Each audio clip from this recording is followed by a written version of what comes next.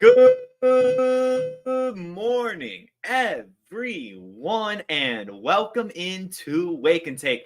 It's your boy Jason, and we have some football to talk about today, and not just news, not just speculation, not just rumors. Actual football happened last night, so I'm going to bring you some of my takeaways from that fantastic Chiefs-Lions season opener, as well as some NFL news updates, as well as a little preview into what we can expect this Sunday. So why don't we sit back, relax, sip our coffee, and enjoy the show.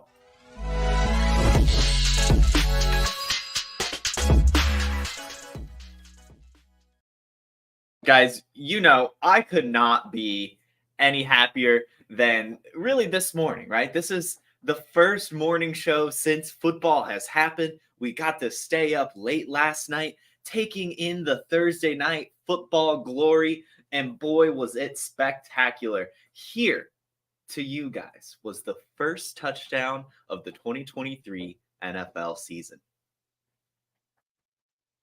And there it is, Jared Goff dropping back and finding the sun god himself moving over across the middle, bringing it in and humping the air. Amon-Ra St. Brown is ready for this season. So are the Detroit Lions as they went on to win 21-20 in Arrowhead in thrilling fashion. What a game. How exciting. But that wasn't even the best play of the game. For me, the best play of the game was this one right here, when the Lions decided to do a fake punt on their own 17-yard line against the Super Bowl champs. The balls on Dan Campbell, the absolute gonads that this man has is spectacular, and you've got to love it. We talk time and time again on Wake and Take how much I love coaches and how much a good coach can do for a team. And man, Dan Campbell has saved the Detroit Lions. So that's a quick little rundown of what happened. But let's do some takeaways. Last night, man, we'll start with the Chiefs because so much disappointment happened really across the board in Kansas City. Even Patrick Mahomes disappointed to some degree. Now, don't get me wrong. Patrick Mahomes looked fantastic. He was scrambling a ton, and who would have bet? Who could have guessed that the Chiefs' leading rusher after week one would be Patrick Mahomes? I bet not a single person had that on their bingo card, but that's what happened. As he couldn't get it really done in the passing game, he finished the day with almost a 50% pass rating, or a 50% pass completions, 21 of 39. He averaged 5.8 yards a completion, 2 touchdowns, threw a pick 6, which wasn't his fault, and only finished with a 72.5 QBR. Just not a great start to him. He did, of course, finish with the 45 rush yards off the scrambles, and that just shows how much of a superhero he really is. Why didn't Patrick Mahomes look that good last night outside of his heroics? Well, let's start with this. The Chiefs' leading receivers after the first game of the season are Marquez Valdes-Scantling, Justin Watson, Noah Gray, and Isaiah Pacheco. Yeah, that's right. Again, who would have guessed that those would be the Chiefs' leading receivers after the game? Not many people, mind you. But that is probably what we should have expected based on last season. Patrick Mahomes spreads the ball around. Every receiver is used. It's just a matter of who's open. And man, was Marcus Valdes-Scantling open? Was Justin Watson open? Was Noah Gray open? And boy, was Kadarius Toney open, who actually led the Chiefs in targets yesterday with 5, but only came down with one of them for 1 yard, had negative rush yards, and a crucial drop, which led to the pick 6. Kadarius Toney looked terrible, and I mean terrible. It was a really bad performance for Kadarius Toney. I don't know what to say. I really don't know what to say. I will start with congratulations for finishing the football game, Kadarius Toney. Most of the concerns we had with you were your health. And well, we should have, I guess, had concerns with your football play as well, because you could not catch the ball. You made the Chiefs lose the game. And I mean, time and time again, just it was just Kadarius Toney stopping drives. What was going on with him last night? It was awful. It was just plain awful. But he wasn't the only guy who was awful. Sky Moore finished the day with 3 targets and 0 receptions for 0 yards. He had 4 rush yards. That's fine. But Sky Moore ultimately disappointing us in a major, major way. You hate to see it. I will say both of these guys, I'm not dropping them. You just can't. And that is kind of the worst part of even rostering those guys, is you're probably never going to be able to sell them, because once they do finally have a good game, everyone's going to be like, oh, okay, well, the next game he's not going to be good, so I'm not really going to pay up for him. You know, like they're going to be impossible to trade this year. They're going to be impossible to ever want to start. They're going to be impossible to drop. So basically, you've already got yourself some roster cloggers in Kadarius Toney and Sky Moore. Maybe an overreaction from week 1, but I don't care. This Chiefs offense has shown now over a season and heading into another week of this year that they don't have to have an alpha receiver, even with Travis Kelce gone. Patrick Mahomes spreads it around. It is what it is. The running backs situation here with Kansas City. Clyde Edwards-Helaire started the day, had the very first snap for the Kansas City Chiefs, and everyone, myself included, were like, great. That's how it's going to be. But he was basically not really there. He got those first couple snaps, and then Isaiah Pacheco came in. He out-carried Clyde Edwards-Helaire. 8 carries for Pacheco versus 6 for Clyde Edwards-Helaire. They both finished with about 22 yards. Isaiah Pacheco had 23. And Isaiah Pacheco looked better as well. And the best part with Isaiah Pacheco is the fact that he also was the leading receiving back. Jerick McKinnon only had 1 reception. Isaiah Pacheco actually had 4. And that is something that we were looking forward to after the playoff stretch. He was used time and time again in the playoffs as basically a yards after catch running back, doing some swing routes out of the backfield, some running back screens. And he was fantastic with them. 4 receptions for 31 yards, a long for 10. Looked great. He really did. Isaiah Pacheco continuously looked good. He still looks like he's angry at the turf. Still one of the more fun rushers to watch in terms of how they do it. So I'm glad Isaiah Pacheco looked good. Disappointing in terms of the fantasy football output, but I'm excited with the usage. I'm excited of things to come. And when Travis Kelce comes back, I think this Chiefs offense is going to be totally fine. Let's go ahead and move on to the Lions, who, well, first off, we know who is going to be stepping up alongside Amon-Ra St. Brown, and that is Josh Reynolds, who actually had 7 targets, 4 receptions, and 80 yards yesterday, leading the Lions in receiving. Had a 33-yard reception. Looked really good. He honestly did, bringing over that connection that he had with Jared Goff last season, as well as in Los Angeles. If you remember from yesterday's show, that was Chase Vernon's number 1 pick, essentially the highest value for this game in DFS, and boy, did it pay off. Only $2,000, and you got 12 points out of him.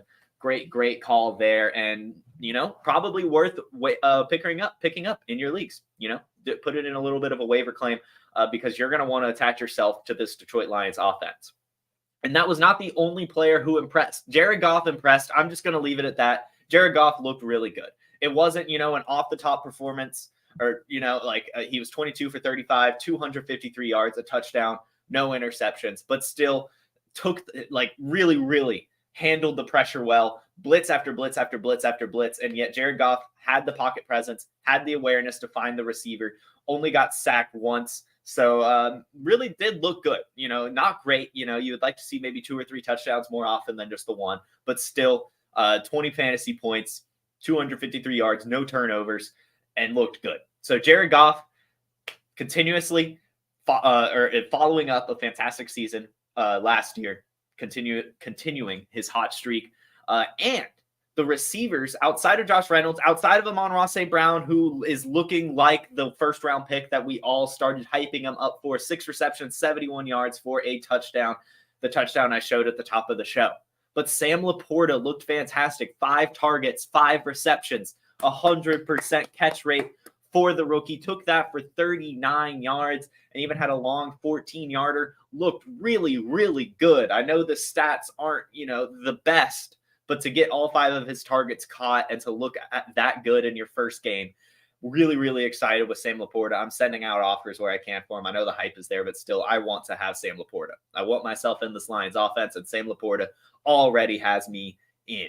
Jahmyr Gibbs also looked fantastic as well. I know the points weren't really there, but 7 carries for 42 yards. Yes, he averaged 6 yards a carry with a long 18-yarder. And then he also had 2 receptions for 18 yards. And in both of those receptions, he showcased his elusiveness. He looked really, really good with the ball in his hands. He caught a short route and then would take it. Basically, it was 10 yards once and 8 yards for the other. Jahmyr Gibbs got the usage we want from him. Maybe not quite the points. The touchdowns weren't there, and we wanted a little bit more receiving usage, but I do think that'll be ramped up as the season goes on. And it was David Montgomery who stole the show in the backfield. 21 carries for David Montgomery, 74 yards, and a touchdown. He also looked really good. He still has some gas in the tank. And I've got to say, switching your number to a single digit works out. It just seems to work out. These guys who go to a new team or just switch their number to a single digit, we saw it last year. We're seeing it again this year.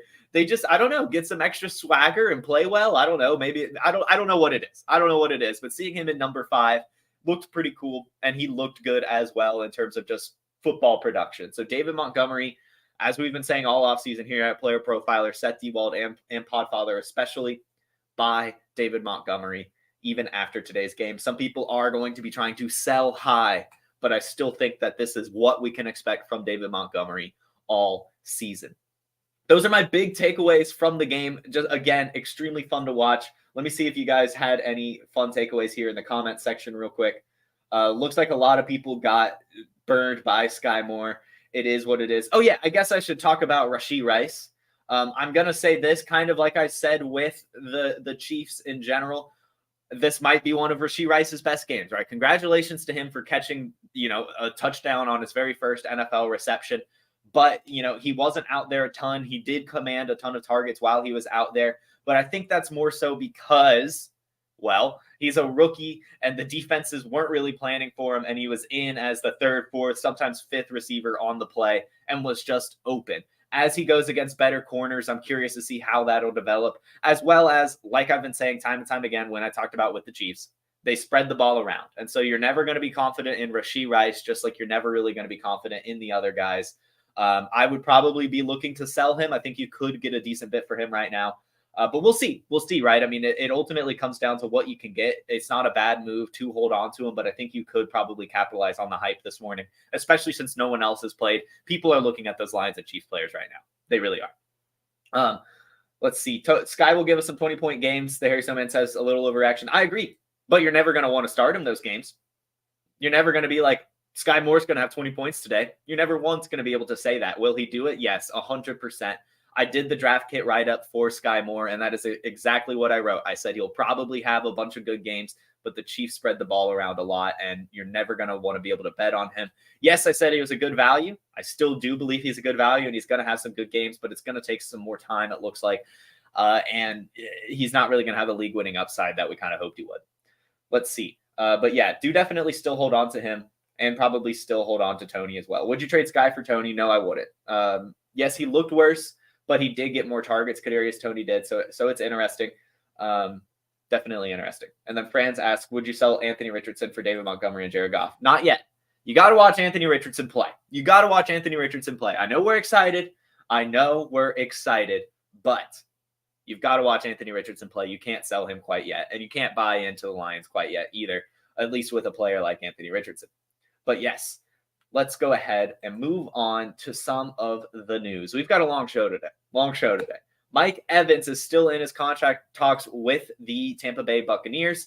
It is looking like he sent over an offer to them that he felt was fair for both sides, has not heard back, and a decision is looming closer and closer. Mike Evans is a prime trade candidate, and I bring him up after talking about the Chiefs wide receiver woes because I bet Mike Evans would fit perfectly in the Chiefs offense and not be too expensive. So that's something to keep your eye on. Mike Evans might be a Kansas City Chief sooner rather than later.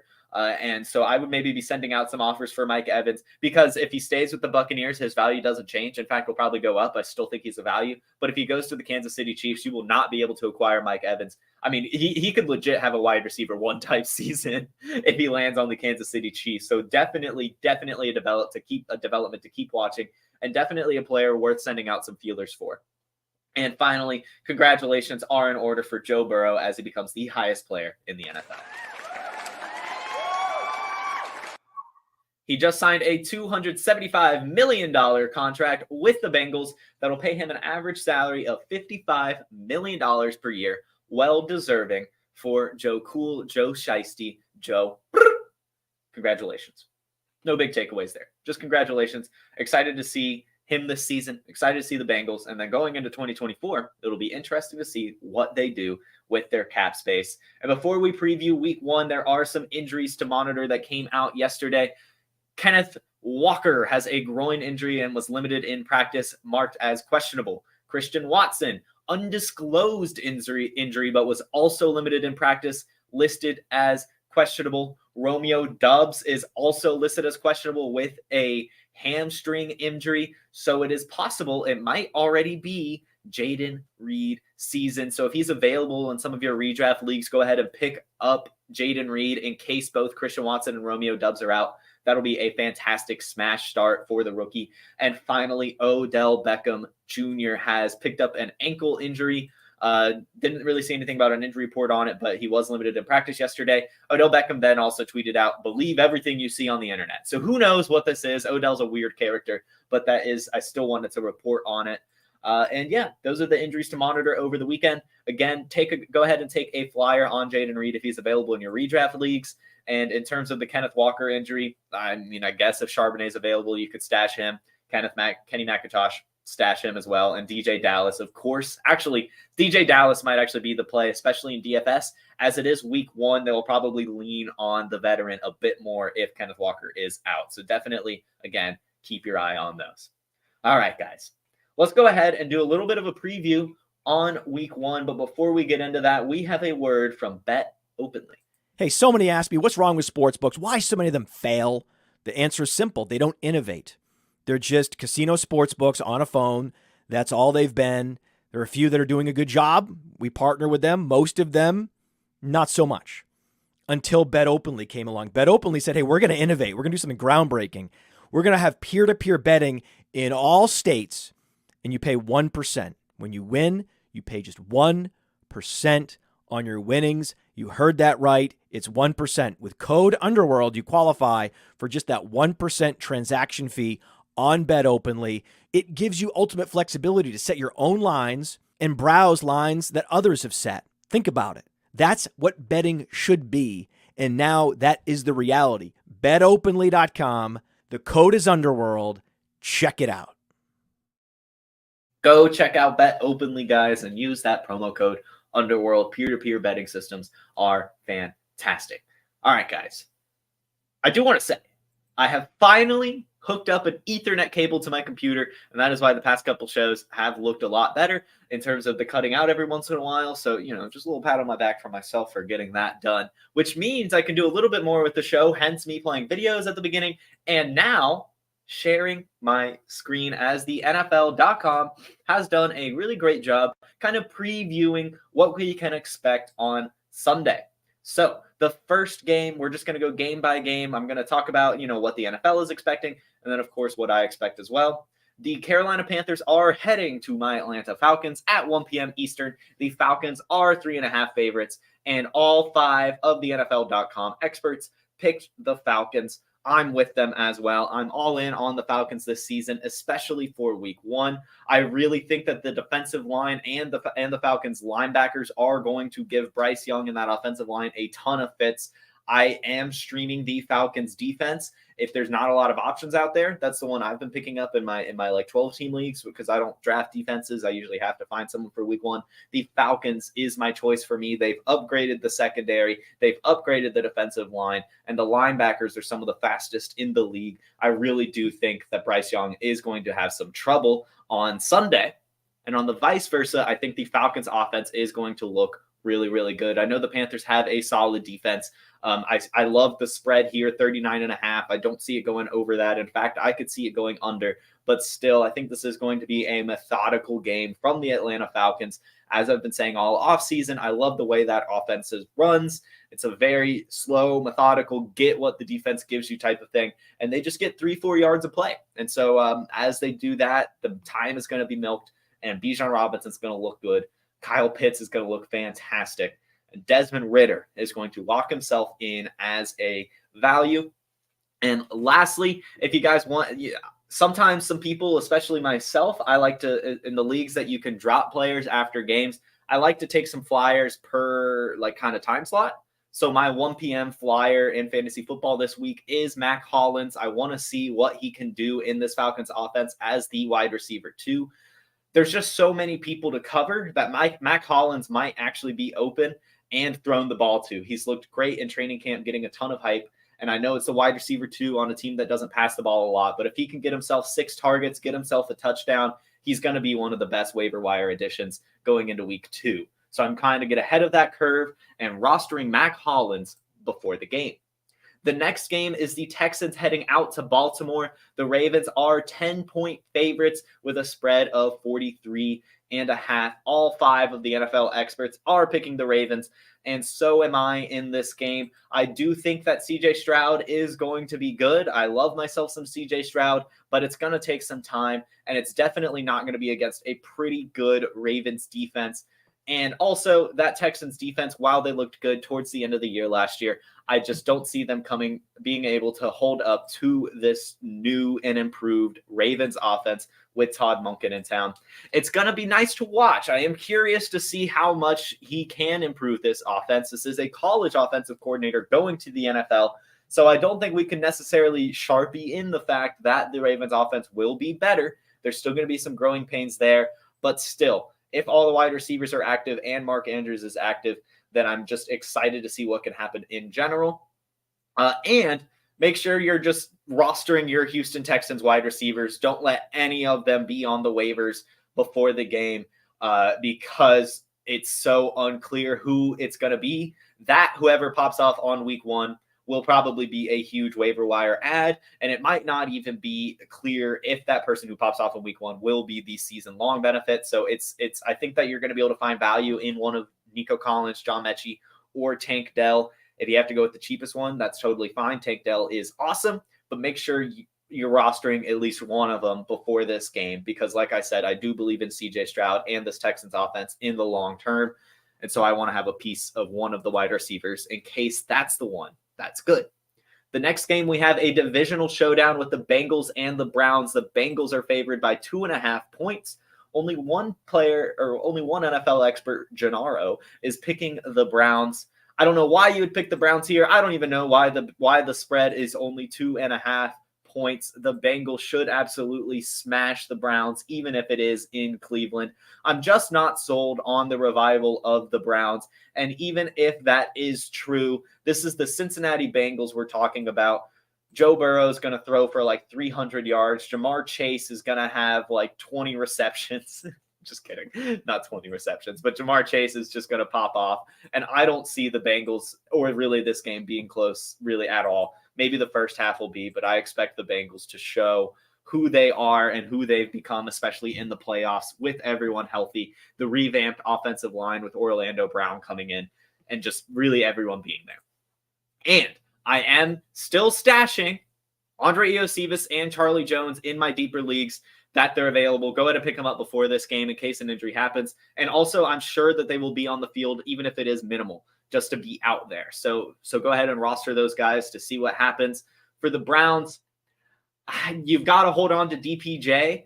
This is going to be a fantastic game to find out who is the alpha in the Browns receiving room. Is it still Amari Cooper? Is David Njoku stepping into a bigger role? Is it still Donovan Peoples-Jones being Deshaun Watson's favorite target? And what can Elijah Moore do? So much to watch. I honestly can't give an opinion. DPJ is the one I'm picking, so I guess I can give an opinion. DPJ is the one I'm picking. He's not only the cheapest, but he also performed the best with Deshaun Watson last season. So I'm all in on Donovan Peoples-Jones. I think he's a great value. And I mean, he's a guy that can take the top off the defense. He provides on special teams, and he averaged almost 10 points a game last season, which is honestly really good. So Donovan Peoples-Jones, go get him before the game. And Nick Chubb should, look good as always. But the real thing to watch is how the split between Jerome Ford and Pierre Strong is. How are they using these backup running backs? Because one of them is going to be a valuable handcuff. Next game we have is the Jaguars heading out to Indianapolis for Anthony Richardson's first game of the season. The Jaguars are favored by 5 with a spread of 45.5. And this is where one of those games I could see it being a bit closer. I know that it's a 5-point spread, but with so much unknown about these Indianapolis Colts and it being a home game, it is possible that Anthony Richardson just wills the Colts to a close game. I still think the Jaguars ultimately come out on top here, but I do think that the Colts can cover this 5-point spread. That's going to be my take. Again, I'm not really rostering any of these Colts running backs. I will say, go ahead right now. If he's available, go pick up Zach Moss because I know I've been seeing Deion Jackson and Evan Hull being rostered pretty much everywhere. But go pick up Zach Moss because the rumors are if he's healthy, he's actually the starter, and he's still listed as questionable for this game. So why not see what happens? If he's out, you can drop him and take a flyer with someone else. But why not, right? Why not? And in terms of the for the rest of the Colts, Anthony, I'm a little bit nervous about these wide receivers. I'm not comfortable starting a single Colts weapon in this game. I'm just not doing it, even if I have Michael Pittman. I do want to see it first. I could be burned, but I'm fine being burned by good process. I'm not starting a Colts receiver. I would feel much more comfortable starting Anthony Richardson week 1 than I would Michael Pittman. That's my take. And then for the Jaguars, Trevor Lawrence is going to go crazy. Just look for it. And I think the thing to watch is going to be, of course, Tank Bigsby. How much can he take away from Travis Etienne, if anything? I'm excited to watch that running back battle. I hope it's Travis Etienne still getting over 65% of the opportunities, but we'll have to see how it goes. And Calvin Ridley, of course, is a player you need to keep your eye on. If he stays healthy, how much usage is he getting? All sorts of stuff. But I think the real value here is going to be Christian Kirk, who is still the slot receiver and still the guy that led them in targets last season, still has the rapport with Trevor Lawrence. I think Christian Kirk is going to surprise some people by still being consistent with Calvin Ridley in the lineup. Also, I guess roster Zay Jones. Why not? Why not? Calvin Ridley has had the health concerns, and it's possible the Jaguars run some 4 receiver sets, or you only need 3. Actually, you only need 3 with Zay Jones. So anyway, go ahead and pick up Zay Jones, see what happens. The next game is the Buccaneers at the Vikings. The Vikings are only favored by 5.5. I could see them winning by a lot more than that. I'm taking the Vikings in here as well as the other 5 NFL experts. That's really the big takeaway here is that the Vikings should crush the Buccaneers. But, of course, there's going to be a ton of value to be had in the Buccaneers. In fact, any fantasy football player I have from the Buccaneers, I am starting this week. I'm starting Mike Evans. I'm starting Chris Godwin. I'm starting Rachaad White. I'm probably not starting one of the quarterbacks unless it's a super flex league and I have to. But all of the actual weapons on the Buccaneers, you have to start them. They're going to be playing from behind the entire game. And the Vikings defense does not look good at all. And so there really is going to be opportunity for them to score some fantasy points. But I think the Vikings should win by at least a touchdown in this game. But again, start your Buccaneers. And I guess the thing to watch for the Vikings is going to be what they do with the running back room. How much is Alexander Mattison getting? How much is Ty Chandler getting? And will anyone be activated off the practice squad, i.e. Dwayne McBride? So that's actually, I think this will be a very fun game to watch. I'm excited to see it pop up on my red zone. I'll leave it at that. The next game is the Tennessee Titans heading to the New Orleans Saints. The Saints are surprisingly favored, and 4 of the NFL people have picked them in this game. I'm definitely not doing that. The Titans will win this game easily. Derrick Henry is going to run for over 100 yards, and Ryan Tannehill is going to look fine. So I'm taking the Titans in this game. I really don't think it's going to be super close. If it is, it's because it's a low-scoring game. But I really do think the Titans are going to have basically their foot on the pedal the entire game. They're going to control this one. The Saints have too many things to be working out, where the Titans, I mean, they've got Derrick Henry. Ryan Tannehill's back. They're bringing in DeAndre Hopkins. Treylon Burks and Chigga going into their second season. It's you've got to go with the Titans here. Give me the Titans. And the thing to watch, of course, is how much targets is DeAndre Hopkins getting? Who's getting the rest of them? And how is the backup situation for Derrick Henry? Is it Tyjae Spears? We'll see. We'll see. And for the Saints, I'm very excited for Juwan Johnson this season. I'm not going to say I'm comfortable starting him. I think this game's going to be too slow. And I just don't see many opportunities for fantasy points unless it's like a tight end premium league. This is kind of honestly the same thing for all the Saints. I'm so on all of the Saints receivers this year. That goes to Chris Olave, that goes to Michael Thomas, that goes to A.T. Perry, that goes to Rashid Shaheed, and it goes to Juwan Johnson. I just don't see this offense scoring a lot of points. And so I just don't see a lot of fantasy points coming unless it's, of course, like full PPR and everything. I think this is more floor guys with not much ceiling. I'm starting Chris Olave if I have him. I mean, you kind of have to, but I'm not expecting much more than 15 points out of him. Why? I just don't know why you would. So anyway, not expecting too much from the Saints. Even like Jamal Williams, I think maybe he'll score a touchdown, but not much more than that. I'm really not expecting much from any of the Saints in this game. It's the Titans that you're going to want to watch here, and I'm really surprised that they're not the favorite. The next game is the 49ers heading out to Pittsburgh. The Steelers are not favorited. The 49ers are favorited by 2.5 points, but 3 of the NFL analysts here picked the Steelers to win. This is a tough one. This is going to be one of the games to watch. This is a very exciting 1 p.m. game. I'm really surprised this isn't later or like a 4 p.m. game or something. This is going to be a good one. Give me the Steelers as well. You know what? Screw it. Give me the Steelers at home, winning the first game of the season. That's a very Mike Tomlin thing to do. Look for George Pickens to make himself known. Travarius Ward's going to be on Deontay Johnson. He's going to be shut down. George Pickens is going to pop off in this game. Man, that San Francisco defense is something else, though. Kenny Pickett might have some fits. Whoa, I'm excited for this one. This is going to be a good game. This is going to be a really good game. And in terms of the 49ers, Brock Purdy is probably going to look good. You know, the classic 2 touchdowns, 200-something yards. Hopefully Deebo Samuel looks good. That's the player I'm keeping my eye on the most, is what is Deebo Samuel going to do? He promised that last season was the worst season, and he'll build upon that and get better going forward. Let's find out if he's lying. And then I want to see how much Elijah Mitchell is used in this game behind Christian McCaffrey. Is it a 1A, 1B situation, a 1-2, or is it a super 1 with Elijah Mitchell as like a, like just kind of filling in every once in a while? I think he'll probably get some carries. That's what we saw in the playoffs, but I don't know. We'll see. I'm excited to see how they're using Christian McCaffrey in general, if they're giving him a little bit of a less workload or something as he is getting older. The next game is this is a terrible game. We just go from the 49ers Steelers to the Cardinals Commanders.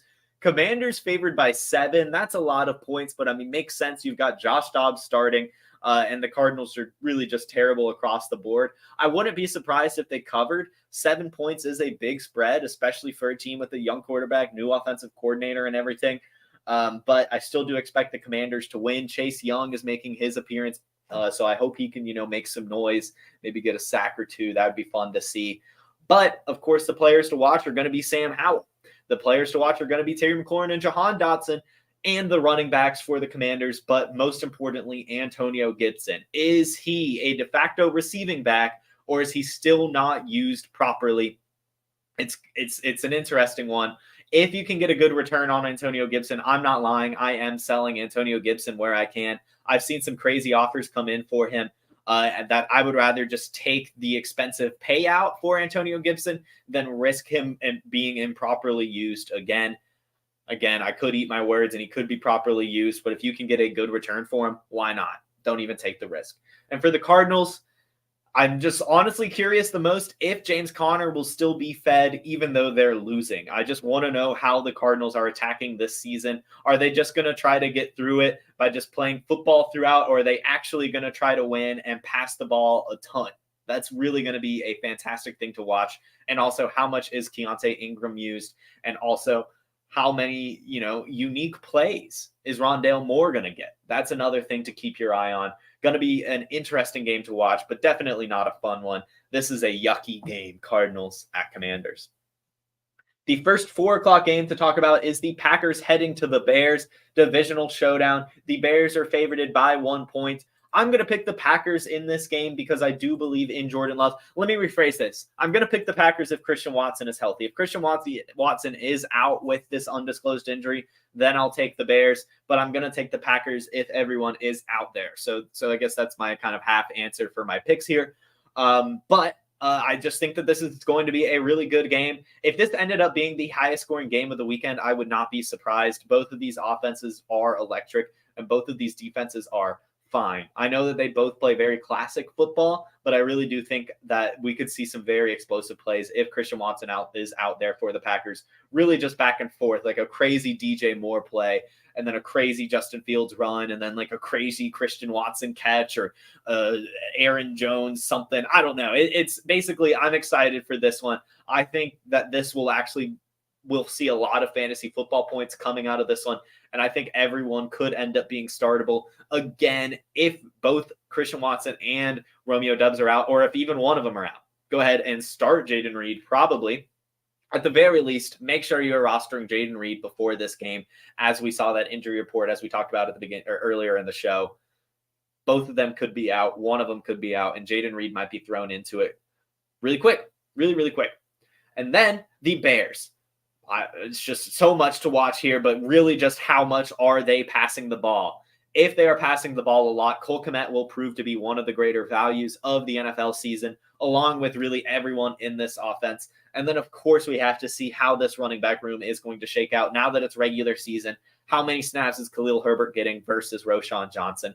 And who is in on the passing downs? If Roschon Johnson already earns the passing down work week 1, then boy, it's time to strap up for Roschon Johnson season. Excited to watch it. Going to be tuning in. Again, I think that this could be a barn burner. And the Raiders-Broncos is the next game. This one I really don't think is going to be that fun. The over-under 44 makes a lot of sense. Broncos favored by 3.5. I think I'm going to take the Raiders in this game. And here's why. I think the Raiders can beat the Broncos because, A, Jimmy Garoppolo is a great game commander, but also it's basically the same offense as last year with a quarterback upgrade, in my opinion. And of course, with Josh McDaniel liking Jimmy Garoppolo more, I think the system could work out a lot. You've got Josh Jacobs returning.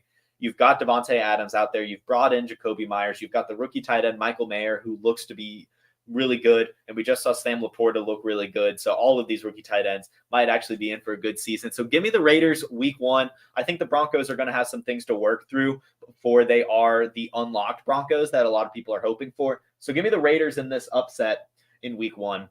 And then again, I just don't think that the Broncos are going to be able to start off hot. Could they get there? Yes, but I'm not betting on, a Russell Wilson 300-yard, 3-touchdown type of game yet.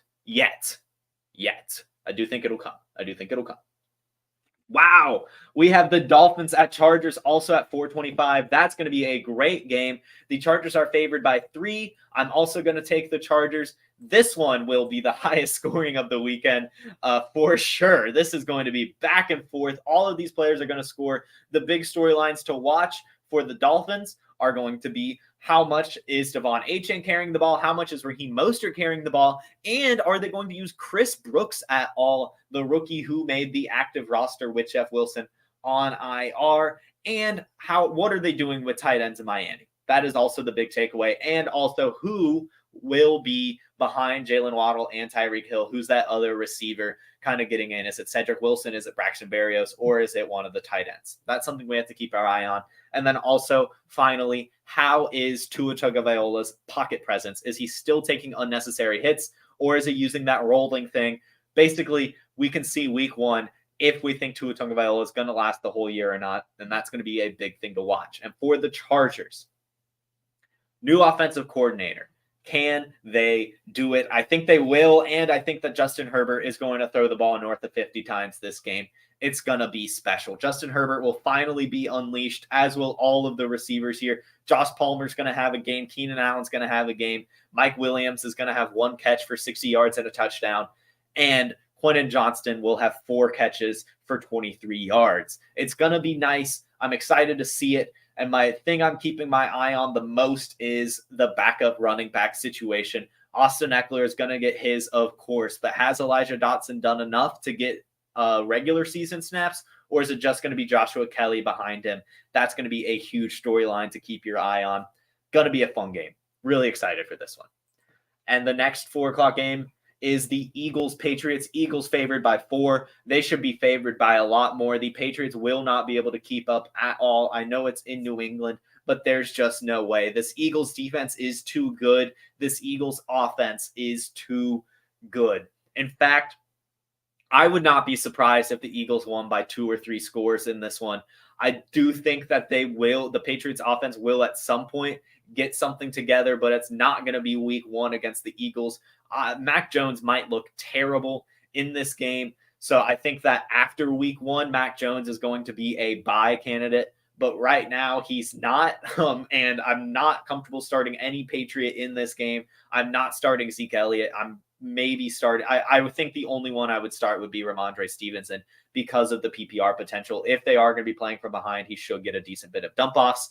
So Ramondre Stevenson, I'm starting out of the Patriots, but no one else I'm touching in this game. And for the Eagles, of course, you've got to start Jalen Hurts. Of course, you've got to start Devontae Smith. And of course, you got to start A.J. Brown.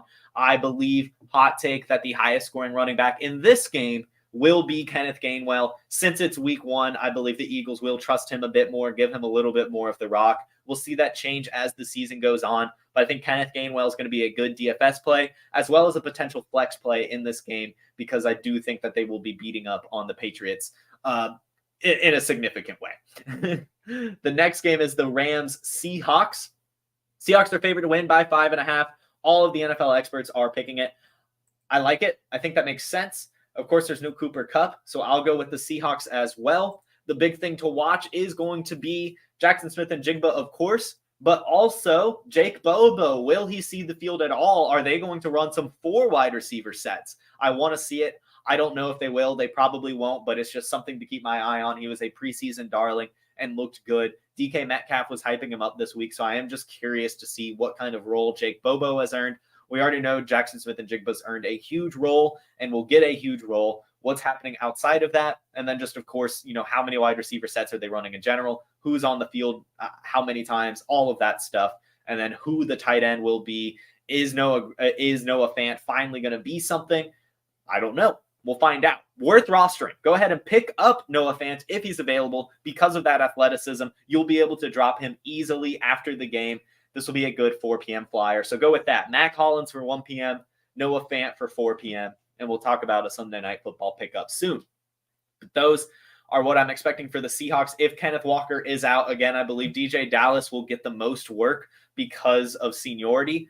But I think that, Kenny McIntosh will get a good bit of passing work and look explosive. He looked good at the UJ Pro Day in that role. And Zach Charbonnet as well will probably get some usage, but it's probably going to be DJ Dallas getting the bulk if Kenneth Walker is out. If Kenneth Walker is in, I don't care if he's playing through a groin injury. You have to start Kenneth Walker. He's a fantastic athlete and running back. Start him if he's out there. Don't question it. Start your rest of the Seahawks as well. Start your Locketts. Start your DK Metcalfs. Screw it. Start your Jackson Smith and Jigbas. For the Rams, oh God, you can probably, I don't know. I don't know if I'm going to start a single Ram. You probably have to start Cam Akers if you have to, but I don't think this will be a Cam Akers ceiling game. It's going to take touchdowns for him, and I just don't see that really being there. Maybe one. But yeah, I'm Matthew Stafford's going to have a rough one without Cooper Kupp. Tyler Higbee is probably a good smash start. He'll probably be really good in PPR, tight end premium formats, a good DFS play. Tyler Higbee will be. But otherwise, probably staying away from that Rams offense in this one. And finally, well, actually, I guess we have 2 games, but the Sunday night game is the Dallas Cowboys versus the New York Giants. The Cowboys are favored by 3.5. It's in New York, and I'm actually going to go crazy here. I will take the Giants in this game in the upset. I think that they can do it because they're the home team, and I think they'll be fired up. Saquon Barkley is pissed off. They've brought in Darren Waller, who will at least be able to play one game of football, and it's going to be an important one here against the Cowboys. I'm not in on Darren Waller for the whole season, but in a week 1 matchup, divisional against the Cowboys on Sunday Night Football, sure. Start your Daniel Jones, start your Saquons, start your Darren Wallers, and pick up your Wan'Dale Robinsons. I think that's the player I am most interested in on this New York Giants offense in the receiving room. Wan'Dale Robinson was extremely hyped last year before the injury, looked really good, and was commanding a decent bit of targets. Isaiah Hodgins has already locked himself into a role based on his playoff performance and his, comfortability in this offense with Dabble, and then, of course, the chemistry he built with Daniel Jones. Wan'Dale Robinson, to me, is the wild card. They drafted him last year. He's going into his second year. He looked good before the injury. I'm curious if they want to feed him the ball again. So pick up Wan'Dale Robinson as your Sunday night flyer. Drop him if he's not used a lot, but Wan'Dale is the one I'm most curious about. The Cowboys. The biggest thing to watch, of course, is Tony Pollard's health. I want to see it. He's coming back from a pretty bad injury, right? And so I want to see what he can do if he still looks explosive and if the Cowboys are still giving him a tons of volume. Now, that extends to Deuce Vaughn and Rico Dowdle. How much usage are they getting, if at all? Really, this running back room in general is going to be the biggest thing to watch for the Cowboys with Ezekiel Elliott gone. It's a brand new thing. Also, outside of CeeDee Lamb and Brandon Cooks, who will step up? Is Jake Ferguson who he's cracked up to be, or is my guy Luke Schoonmaker going to be able to eat into his workload like I think he is? I'm in on Luke Schoonmaker this season, so I'm going to be watching Jake Ferguson to just see what kind of performance he can give in this game. I'm excited to watch that battle, but also outside of the wide receiver 3, you have Jalen Tolbert out there, and then there's Michael Gallup as well. Can either of them step up the way that they have been hoped to? That now that they're going against quarterback 3s, they might. So this is going to be a great Sunday night football game. Lots of things to take away, and going to be a good one. Again, take your flyer on Wan'Dale Robinson, and also make sure you're rostering a Tony Pollard handcuff because again, he's returning from a pretty bad injury, and the worst case could happen. So have his backup ready. And finally, guys, the Monday Night Football game. The Buffalo Bills at the New York Jets. The Bills are favored by 2.5. And for some reason, all of these NFL analysts have picked the Jets to upset them. I am not that crazy. The Bills are going to win this game. I don't know why everyone forgets about the Bills and how good they were last year. The Bills could run away with this one. I know the Jets are the hyped offseason team with Hard Knocks and everything, but for a week 1 game against the Bills, no way. The Bills are going to New York, and they're going to shock people and remind people of who they were. Stephon Diggs is going to have a great game. James Cook is going to have a fantastic game. Lock James Cook into your lineups. Listen to me now. Lock James Cook into your lineups. Lock James Cook into your lineups. For the Jets, or I guess one more thing about the Bills, the big thing to watch is Dalton Kincaid's usage. Is he a wide receiver with a tight end body, or is he playing a traditional tight end? Also, how much has he pushed out of Dawson Knox's red zone role? Is Dawson Knox still the guy in the red zone, or is Dalton Kincaid going to be one as well? Big takeaways there. And then, of course, I guess how much more is Josh Allen running the ball? Are they using Damian Harris in that kind of role and not having Josh Allen run the ball a ton? It's going to be interesting to watch. Big games, big takeaways in this game. And then for the Jets, we are mostly interested in how this Dalvin Cook Breece Hall split works out and how explosive Breece Hall looks. As you guys know, I'm still in on Breece Hall. I'm buying him at his current value everywhere in Dynasty, in redraft. I think it's one of the easiest moves to make. Breece Hall was extremely effective last season on a less than 50% snap share. He can do it again. I don't care that Dalvin Cook is on the other side. Dalvin Cook could get hurt by week 9 probably, or at the very least, Breece Hall is going to continuously get more usage as the season goes on. And when the fantasy football games matter most in the playoffs, Breece Hall is going to be fantastic. So buy Breece Hall while you can. Buy Breece Hall while you can. Buy Breece Hall while you can. And then the biggest thing to watch here outside of that is the wide receivers. How many targets is Garrett Wilson getting, and how many targets are Aaron Rodgers' old friends Randall Cobb and Allen Lazard getting? That's what I want to know. I want to know how much Aaron Rodgers is still trusting those guys and how much he's giving the ball to Garrett Wilson. Is he Devontae Adams? We're going to find out. We're going to find out. Week 1 is upon us, everyone. Thank you for letting me kind of break down what I'm expecting for these games. Let me check your comments here. See if we have any great questions. Let's see. Let's see. Mechie isn't practicing. Okay, thank you. That's good to know. Go pick up Tank Dell. Start Deshaun or Geno this week. Geno Smith easily. I am not starting Deshaun Watson until he proves anything. Let's see. Anthony Richardson will the Colts to a close game. He will. Allen, Olave, Godwin, and Dotson, pick 2 in a full point PPR league. Give me Keenan Allen and Chris Godwin. You heard it here. Chris Godwin against the Vikings, Keenan Allen against the Dolphins in a full PPR. I don't care that the higher draft capital went to Olave and Dotson. Give me Keenan Allen and Godwin in those games. Both of those are going to have fantastic game scripts. Both of those guys are going to score a ton of points. All right. Jason, the morning show, GOAT. Thank you, Senior Football. Thank you. You want upset? It's the Steelers. Yeah, that was one I picked. I think the Steelers could do it. The show's so clutch. Thank you, Dylan. Thank you. Was Pacheco on a snap count? I don't know. It is possible he did have the kind of injury pop up, but I mean, it doesn't matter. He looked good. He got enough points. Now we just need the touchdowns to come. I really do think Pacheco might be a buy candidate right now. I think that you can still scoop in and buy him for a reasonable amount. Someone dropped A-Chain in a 10-man non-PPR league. Would you drop Roschon, Kenny Gainwell, Jason, or Zay Flowers to pick him up? Roschon, maybe. I see Charbonnet here. Actually, Charbonnet on your list down here. I would drop Charbonnet for Devon A-Chain easily. Go ahead and do that. I'm not dropping any of the other guys you listed. You need to hold on to those guys. You can drop Charbonnet. I know. Like, for the most part, that we're expecting a lot with him, especially if Kenneth Walker is out, but I just, the ceiling for Devon A-Chain is a lot higher to me. And on Instagram here, your thoughts on Houston's Pierce. I think that Dameon Pierce is a decent player, right? Basically, David Montgomery light. He's attached to a less good offense, but he is a really, really talented runner and will probably get a decent bit of volume for sure. So Dameon Pierce, I think, is in for a decent year. I don't think he's going to have much ceiling there, but I do still think that he's, someone that you can start, comfortably get you about 10 points a game. Maybe not much more than that, but that's what you can expect from Dameon Pierce. Ken Walker might be out. Yes, I know, Senior Football. I know. If Kenneth Walker, maybe wait a little bit, maybe wait to see, maybe Sunday morning pick up A-Chain. If Kenneth Walker ends up playing, you can drop Charbonnet, but you can't drop Roschon, you can't drop Zay Flowers, you can't drop JSN, and you can't drop Kenneth Gainwell. So, you just can't do it. But thank you all. I see a lot of support pouring in here in the comments. Thank you guys so much for spending the off season with me.